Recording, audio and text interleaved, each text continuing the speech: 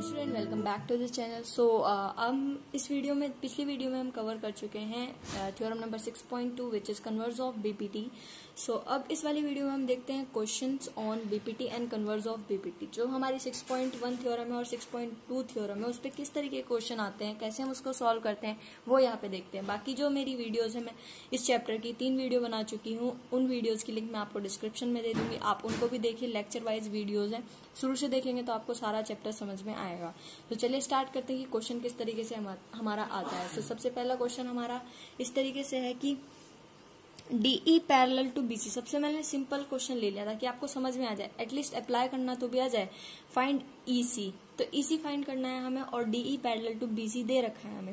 एक ट्राइंगल दिया है which is A B C. आप देख पा रहे हैं यहाँ पे इस तरीके से हमें कोई डायग्राम दिया गया है which is A B C, और उन्होंने इसमें कहा है कि जो हमारी डीई है वो पैरेलल है बीसी के। तो डीई एरिया हमारी which is parallel to BC, तो ये दोनों लाइन पैरेलल है हमारी, पैरेलल है पहले से, तो रेशो हमारा क्या हो जाएगा, इक्वल हो जाएगा। जो हम बीपीटी में करके आए हैं, मतलब विच इज थ्योरम नंबर 6.1, उसमें हम प्रूव करके आए हैं कि अगर हमारी दो लाइन पैरेलल होती है तो जो ये रेशियो होता है हमारा AD upon DB, AE upon AC, ये दोनों इक्वल हो जाते हैं। सबसे पहले हमें गिवन है DE पैरेलल टू BC, तो by using basic proportionality theorem BPT which is theorem number 6.1, इस पे मैं वीडियो बना चुकी हूँ अलग से, आप देख सकते हैं उसे।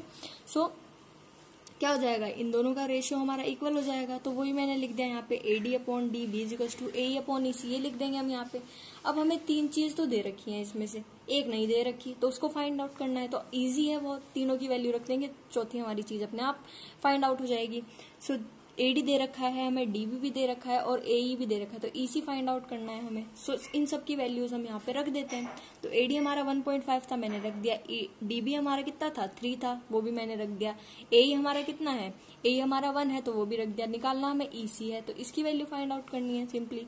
तो मैं इसको इधर लेकर गई और इसको इधर लेकर गई, तो यहाँ पे से मेरे पास EC क्या आया, 3/1.5, तो मैंने 0.5 को हटाया तो 15 2 जा, तो यहाँ से EC मेरे पास कितना आ गया, 2 सेंटीमीटर। तो इस तरीके के क्वेश्चन हमारे बनते हैं जिससे हमें हेल्प मिलती है, और ये लिखना यहाँ पे जरूरी है using BPT basic proportionality theorem.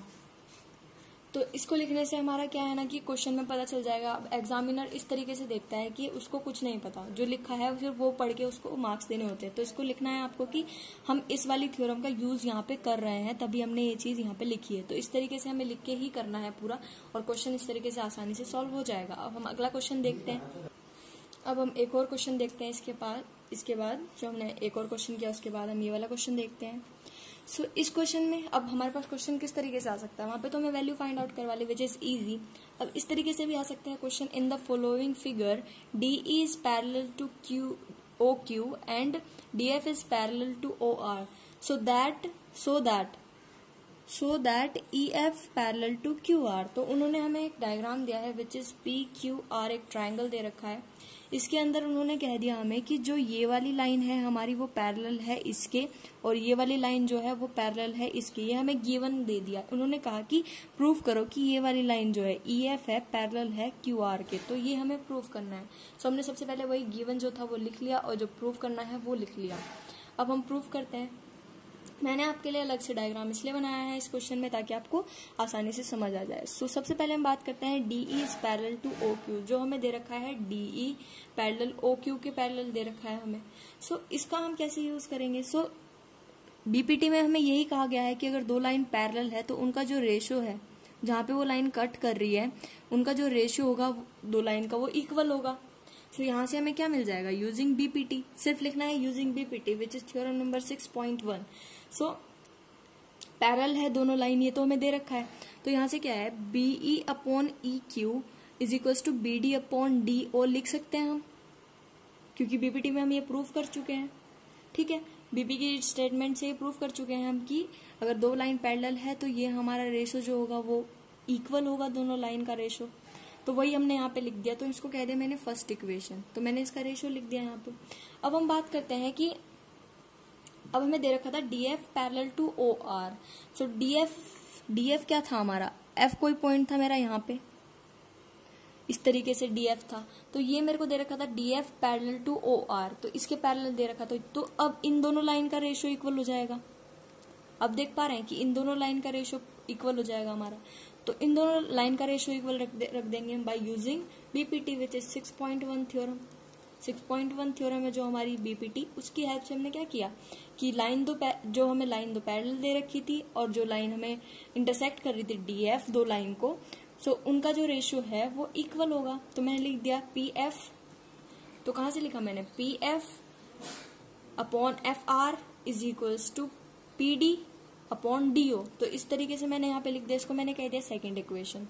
सो अब हम देख पा रहे हैं कि फर्स्ट इक्वेशन और सेकेंड इक्वेशन में क्या कॉमन चीज है हमारी, P D upon D O और P D upon D O. तो जब ये दोनों इक्वल है तो ये भी तो इक्वल होंगे ना।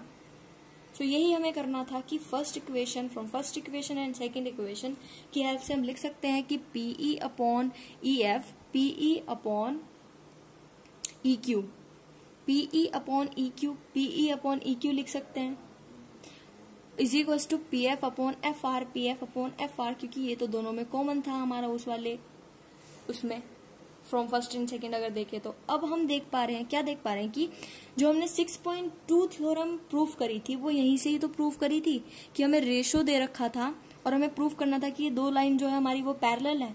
तो हमारे पास वही रेशो आ गया, इसका रेशो हमारा, इस वाली लाइन का रेशो इस वाले रेशो के इक्वल आ गया हमारा। देख पा रहे हैं आप इस तरीके से। तो यहां से हमें क्या कह सकते हैं हम कि from using converse of BPT, जो कि हमारी 6.2 थ्योरम थी, तो जो कन्वर्स थी हमारी बीपीटी की, उससे हम कह सकते हैं कि जो हमारी ईएफ है वो पैरेलल होगी क्यूआर के। सो यहां से लिख सकते हैं हम EF is parallel to QR. तो इस तरीके से हम कन्वर्स ऑफ बीपीटी और बीपीटी का यूज करते हैं हम क्वेश्चन में। इस तरीके से हम किसी भी चीज को प्रूव कर सकते हैं, किसी की वैल्यू अननोन है तो फाइंड कर सकते हैं। सो इस तरीके से क्वेश्चन हमारे बनते हैं बोर्ड्स में। सो आपको समझ में आया होगा। Thank you so much for watching this video and subscribe to my channel. और सारी वीडियोस मैंने आपके लिए अपलोड की है चैनल पे, टॉपिक वाइज है सारी चीजें और क्वेश्चन की हेल्प से समझा रखा है। सो वो वीडियोस भी आप देखें। So thank you.